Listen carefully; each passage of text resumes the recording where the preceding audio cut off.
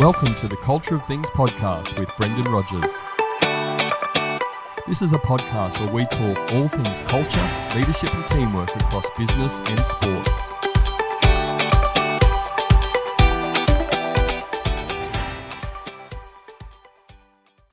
Hello everybody, I'm Brendan Rogers, the host of the Culture of Things podcast, and this is episode 20. Today I'm speaking with Tracey Dean.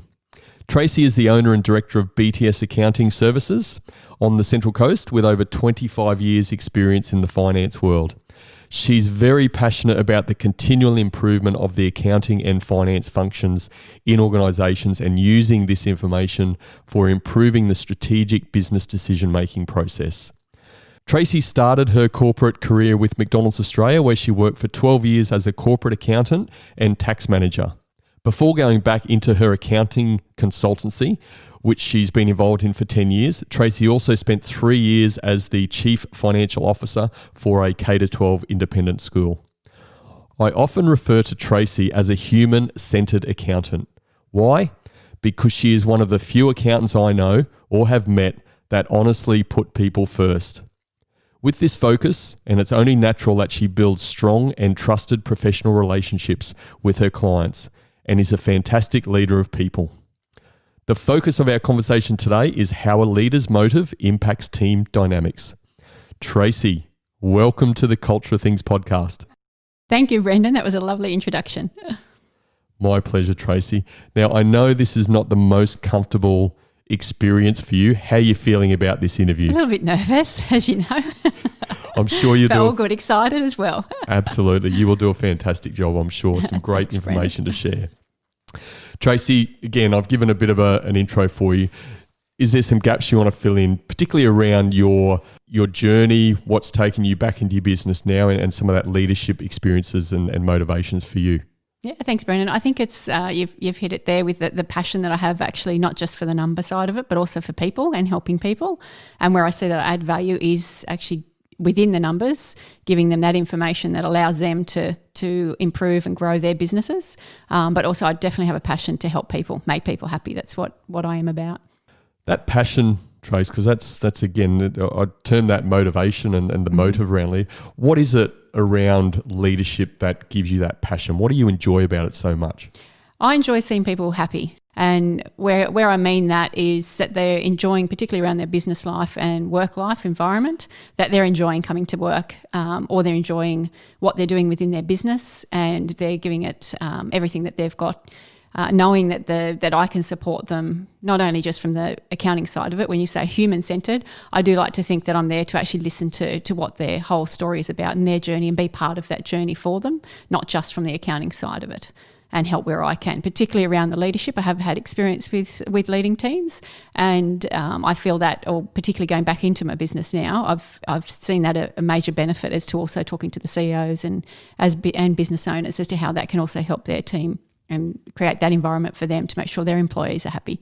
So with that, Trace, and leadership and your motivation around helping people, when you relate that to your experience, what sort of behaviours does that bring out in you around being a leader of people and how you interact with your team? Definitely kindness is top of list for me, compassion and honesty. Trust is also something that I found is a tricky one to develop within teams. However, the culture within an organisation, going right back to my McDonald's days, I think when we spoke earlier, how an employee can feel valued within that organisation, whether they're at the top of the leaders or one of the top of the leaders running the organisation or wherever they are within there, I feel is critical. And it's not only just words that leader portrays, it's actually the actions that follow through. And when they've said that they're actually going to do something, in whether it's be an all-staff meeting or you're hearing it from your manager that might be 5 steps down from that in that larger corporation, you actually see that happening. And you actually feel that there's happiness within that work environment. And I feel that is a key element as to what I think a behaviour for a good leader definitely came through for me, and also feeling valued as an employee. So definitely for me, at the top of my list is to make sure they feel valued and feel that they are being heard and that they are contributing to what the mission of the organisation is. You as a leader and leading a team, how do you create that environment where people are feeling valued? I definitely try to invest the time with each and every one of them, the team, whether that's who you're leading with or that they may be leading other people as well, and give that input to them as well. That I feel it's very important, as everybody's a unique individual. Everybody's got their own strengths and weaknesses, making sure that you spend time to understand what they are about as an individual, what makes them excited about coming to work, what are their issues that they may have at work, and how also it can collaborate within a team, because there's different types of personalities. And I think that's also at times, whilst you might have similar personalities, but they're all going through different experiences at different times. So their journey for one another, trying to collaborate, and the timing of when everybody might be right to move towards a certain task or a priority you may have as a team, is trying to bring that all together. That's probably where I found it was a challenge, however, a challenge that I thoroughly enjoyed, because there's nothing better than seeing the smiles on people's faces and them passionate as well towards what you're trying to achieve. Sounds like there's a really great example in that, and I'm going to put that to you just so people can really comprehend what you're talking about there, because it's a really important point. Tell us a little bit generically around a situation like that where you've had to deal with those different levels of engagement, we could say. People are at different spaces at different times. Can you share a bit more on that and what that looks like and how you navigate that situation? It's definitely tricky, and I think everybody that's to approach that is unique in itself. I found it very challenging. It was through actually leading teams with Tim Ferguson that we went through with an organisation, and I found that experience invaluable. Very challenging, and I think that really for me, and even hearing your podcast with him the last few weeks, it was reflective for me, because it was, okay, how did I react in those situations? And I think one of the key things is being able to be adaptive within change. By saying adaptive is, an organisation goes through many changes. You've got your strategic plan and you've got your goals that you're trying to do and priorities. However, day-to-day functions and experiences or events that may happen can change that and change the plan. So to have a team that is on the same path and aligned with what your strategic vision is, generally can bring that back in. However, I found, as an example, people were at different levels at, I guess, being open and honest about where they were at within the organisation. That definitely impacted the team. That challenge to me was, I was at that stage with one of them with being very honest and open, because I was trying to feel that the way I felt it could move ahead was if everybody got that honesty out and everything was laid on the table, we could deal with those issues, and in a respectful way. That's definitely one of the things to definitely got to be careful and be led by your leader as to how and timing that would actually happen, those conversations to happen, because it's easy to say to have a conversation, but once you're involved in that conversation, it's quite difficult. And I think if you provide that supportive environment and perhaps a supportive person that's also you feel trust already with, I think that definitely leads to improvement across the conversation. Trust you've mentioned a couple of times, and again, you refer back to an early episode we did with Tim Ferguson. Mm-hmm. Where does the challenge sit in this building trust? Because it's such a simple word, the application can be quite challenging. Mm-hmm. You've lived and breathed that. Mm-hmm. Where do those challenges sit for you? I think the transparency that you can show as a leader. I know with my teams that when I was leading over the years, it was just being open with them, being honest, being vulnerable, and that they can see some of the challenges that you face, and being able to allow them to have that conversation with you. And I think, once again, it's that investing time in people. There's challenges within that as well. I definitely go emotional level. So at times I think, and I've been given feedback that I, take on too much too personally. And whilst I accept that, and that is who I am, I still to this day, even taking on the new clients, when I see that they've got challenges facing them, how can I help?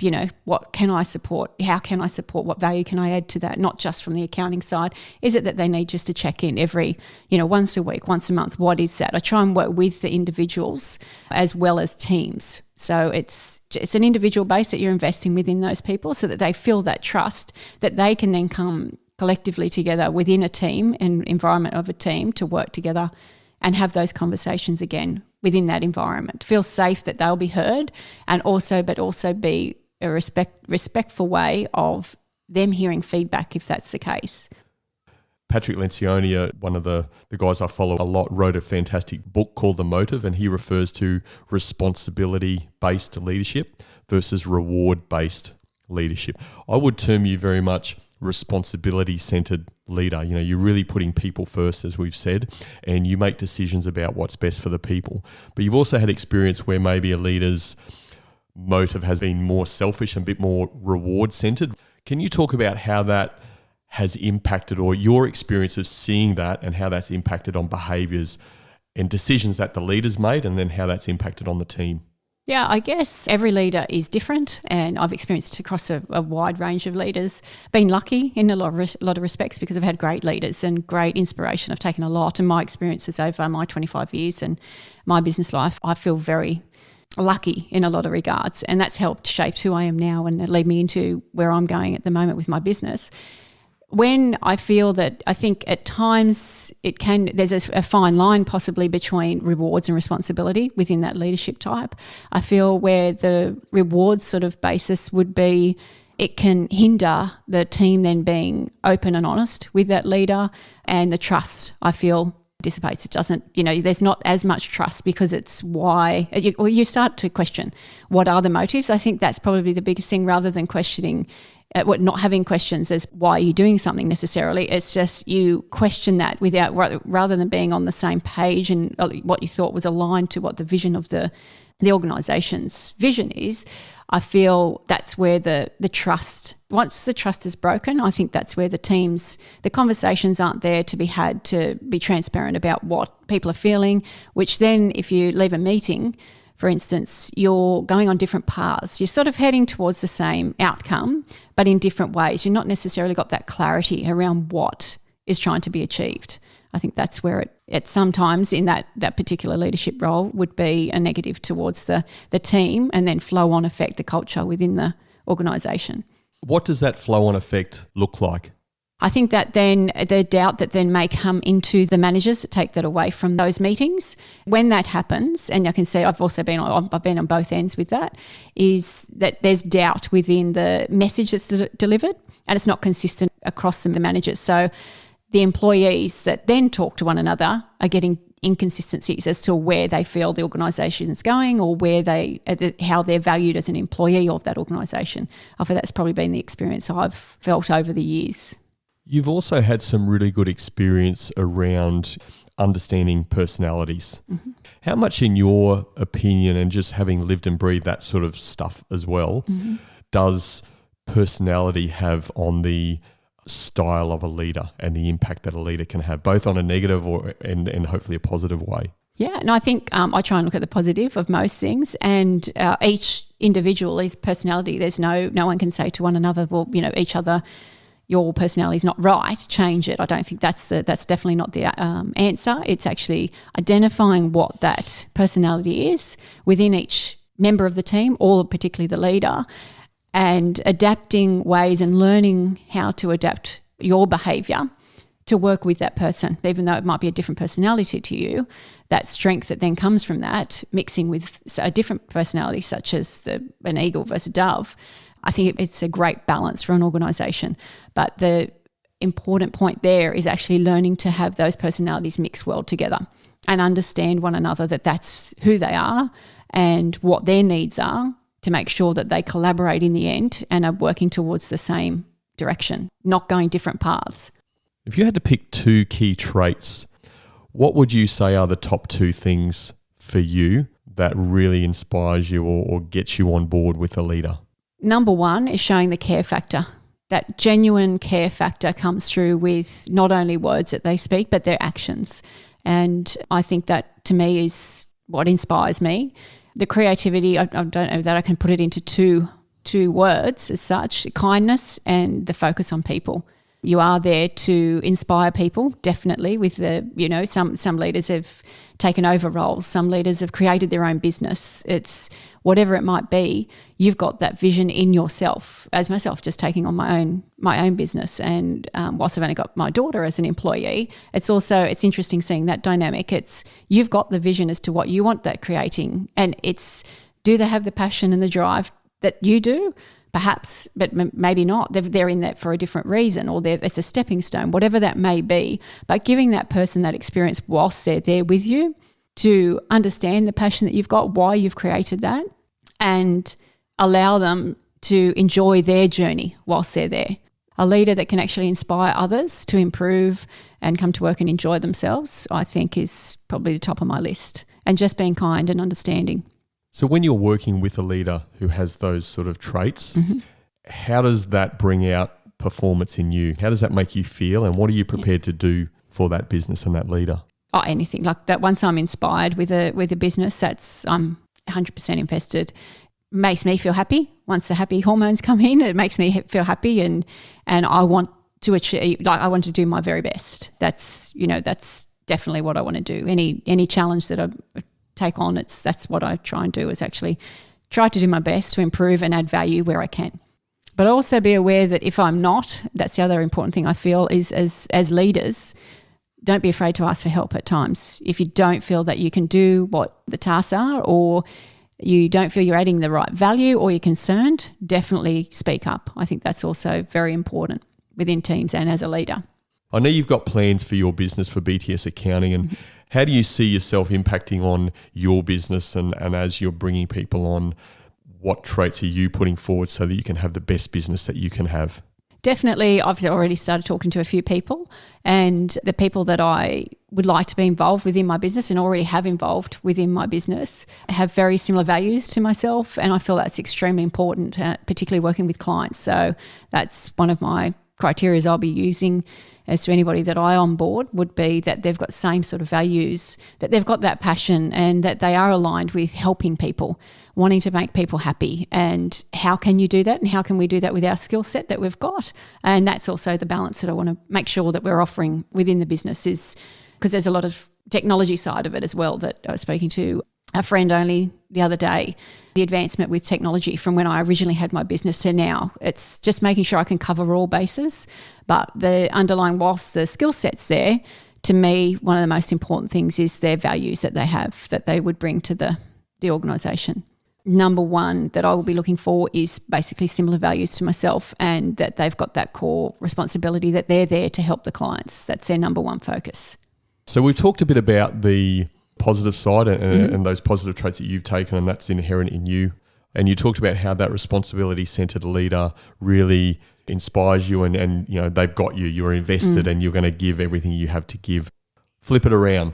When you may be involved with a reward-centered leader, how does that work for you? Yeah, that's a challenge for me, because I still want to give my best. I think it's an emotional level that comes in for me. It's the question I keep asking, is why? It's me trying to understand why. Whereas it's not necessarily, I've learned over the past, there's not necessarily an answer to that question of why. It is just who that person may be. I'm not directly related to this situation. However, I know how team members in the executive level felt, and that was they felt that they weren't valued, that they weren't being heard. Their leader had a traditional outlook onto what the decision was that he was going to make. And once he made that decision, all team members were extremely unhappy. They felt they weren't valued. They didn't understand why. But once again, and I agree with how they handled it, they came together and they gave that leader the feedback.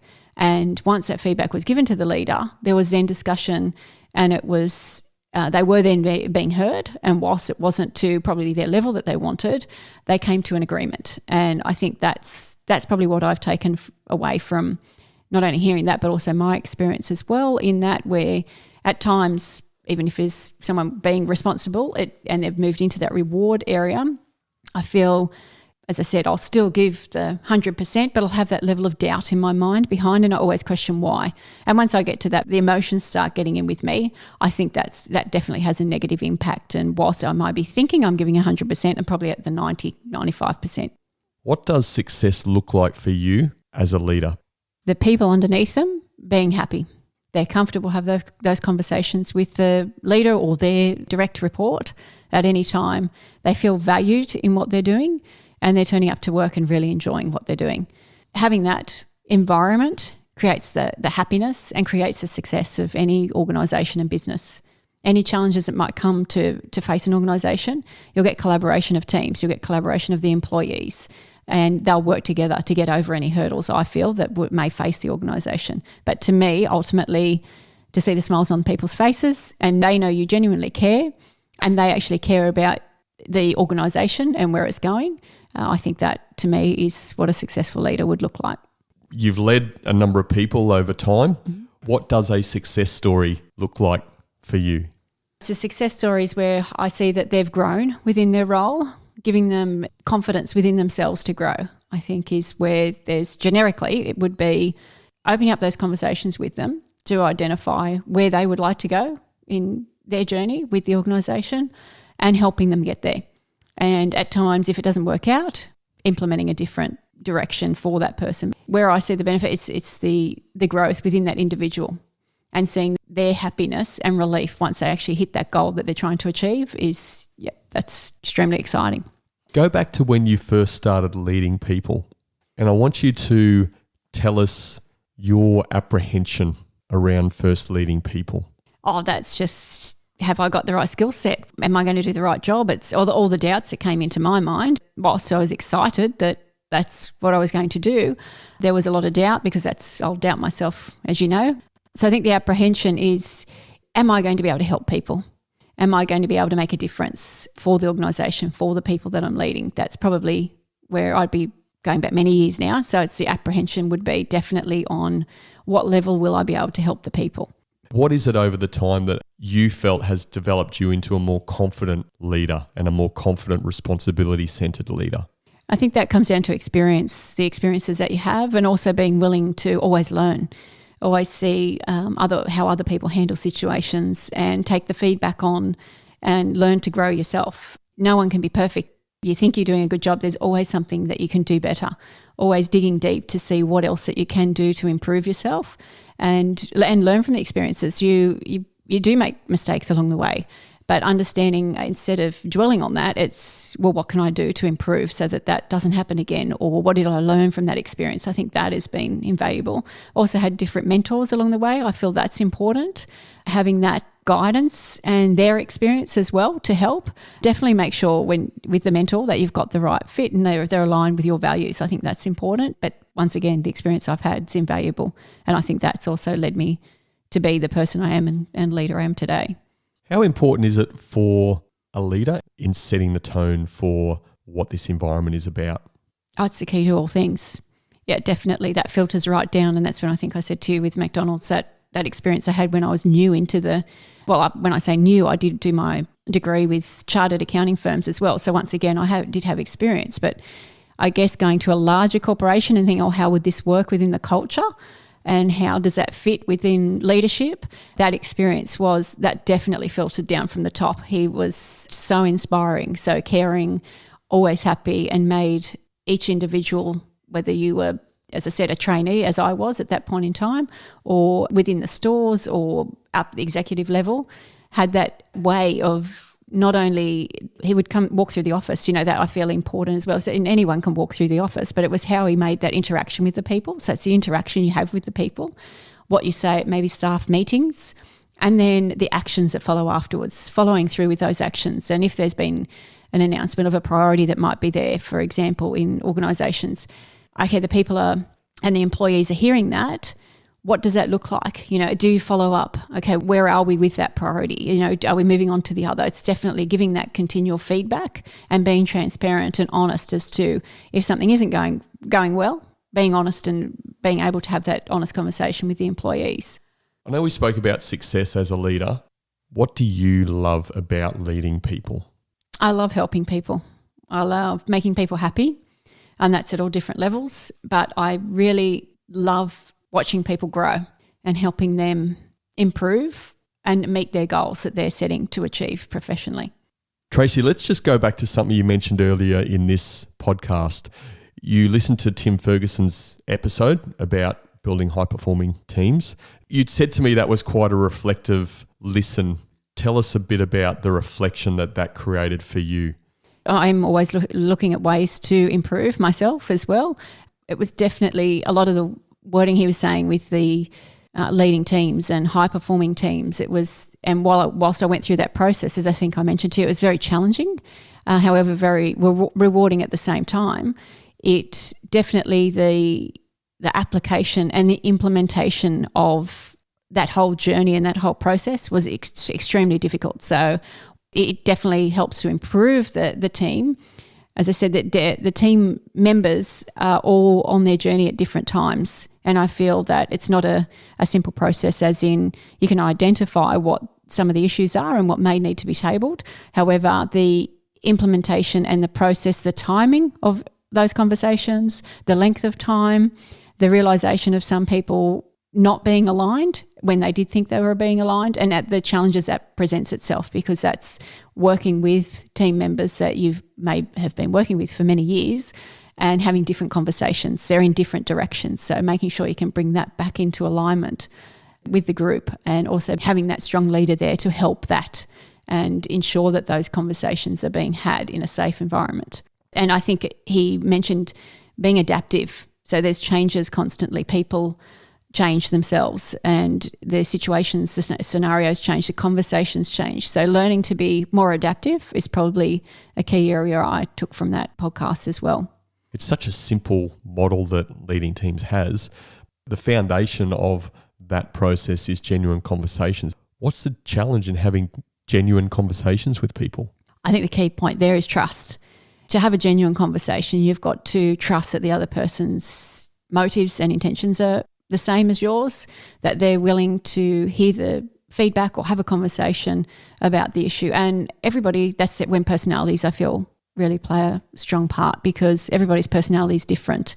Everybody approaches things, whilst it's a simple process, and yes, you think you can have a genuine conversation with somebody, they may not be ready to have that conversation. So it's actually also being able to identify the different personality that person may have within the team, and how you adapt your language and how you adapt your actions and your conversations to ensure they feel safe and are ready.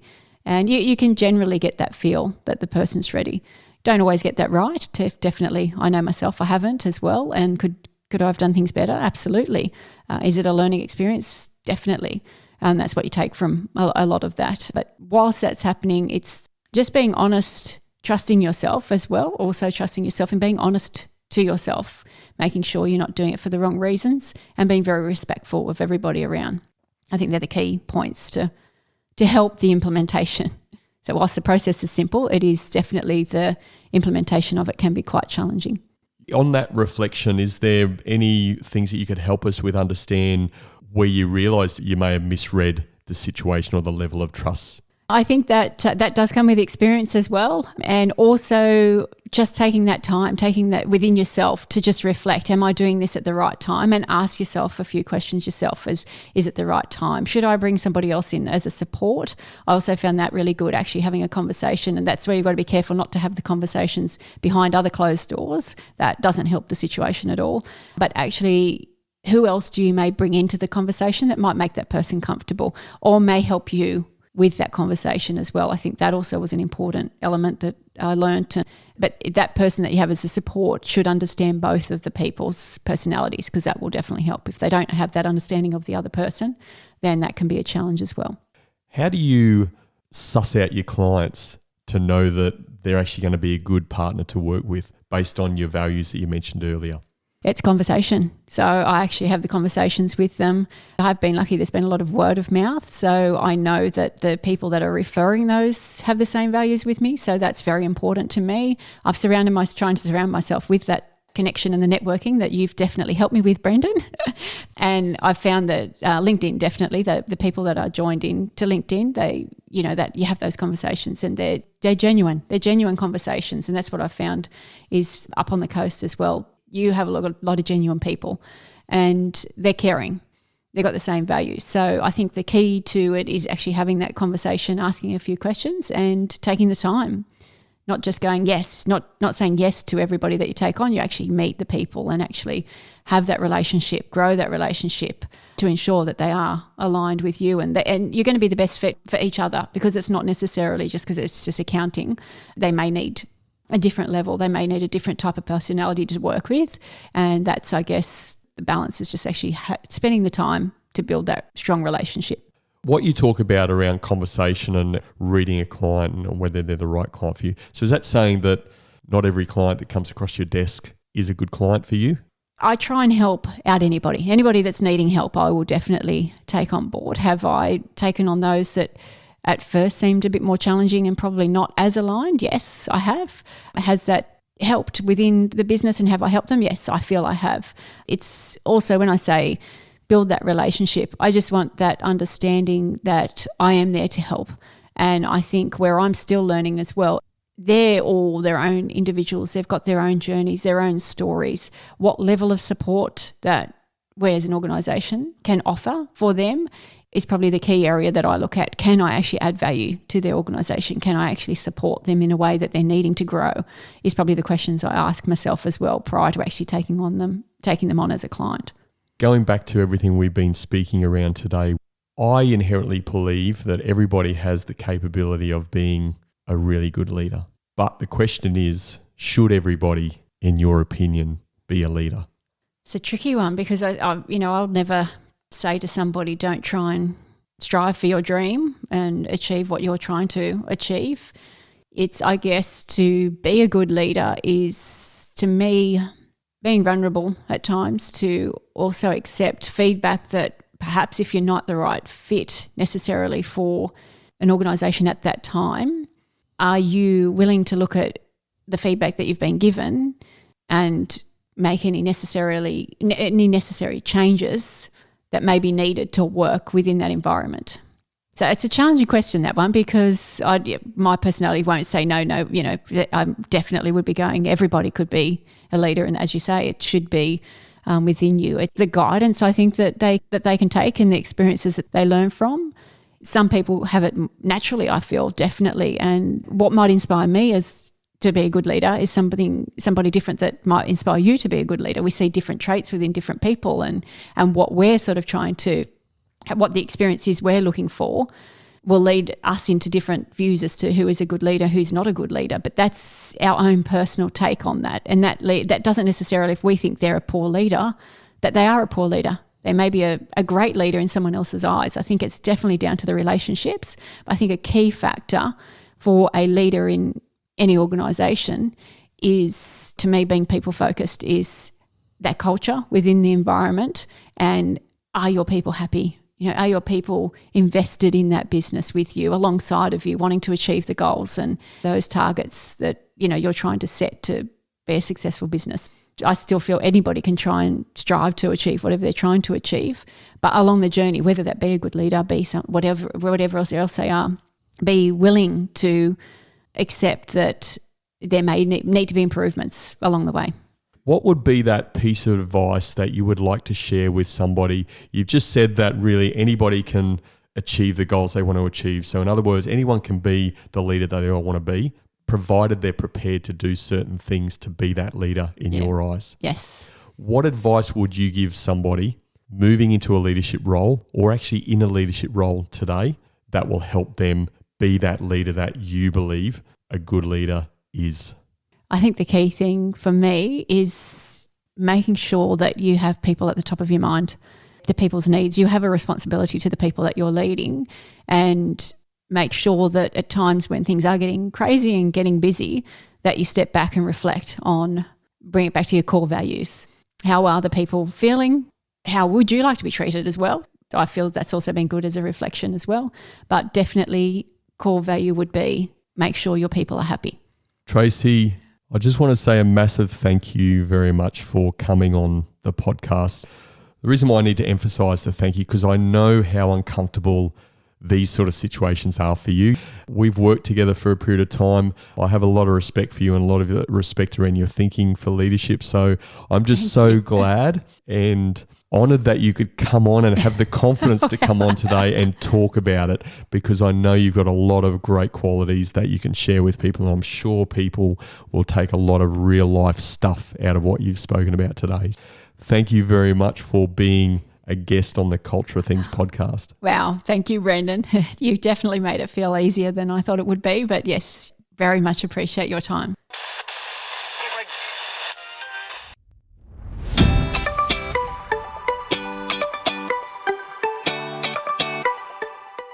Leading with responsibility is difficult and challenging. It means you will take personal responsibility for building your team. You will manage your team members and ensure they are managing theirs. You will have tough conversations. You will run great meetings. And you will communicate consistently and repetitively to employees. Doing these things with consistency and discipline are tough. Those leaders that are more motivated by reward will take the easy road and avoid doing them. Everything Tracey says and does is all about the people. I've known her for many years, and she always puts people first, without question. Tracey is a shining example of a responsibility-centered leader. She even mentioned it in her parting words of advice. You have a responsibility to the people you lead. These were my 3 key takeaways after my conversation with Tracey. My first key takeaway: the leader creates the environment. If the leader shows a willingness to learn and grow, their team will. If the leader has engaging interactions with people, their team will. If the leader gives and receives feedback, their team will. If the leader shows transparency and honesty, their team will. Whatever you want the environment to be as a leader, you must create it. My second key takeaway: the best leaders put people first. They make people feel like real people and they genuinely care. Because they care, they will have open and honest conversations. They will invest time in people to find out what they want to achieve and help them get there. They take great excitement from seeing the people they lead achieve their goals.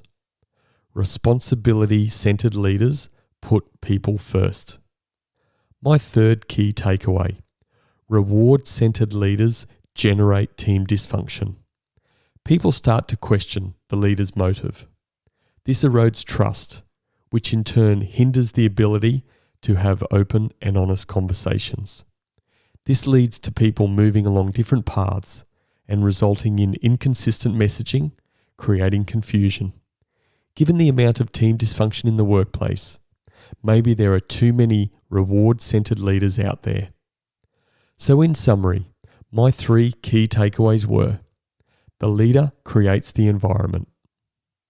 The best leaders put people first. Reward-centered leaders generate team dysfunction. If you have any questions or feedback about this episode, please feel free to send me a message at brendan@brendanrogers.com.au. Thank you for listening. Stay safe. Until next time. Thank you for listening to the Culture of Things podcast with Brendan Rogers. Please visit brendanrogers.com.au to access the show notes. If you love the Culture of Things podcast, please subscribe, rate and give a review on Apple Podcasts. And remember, a healthy culture is your competitive advantage.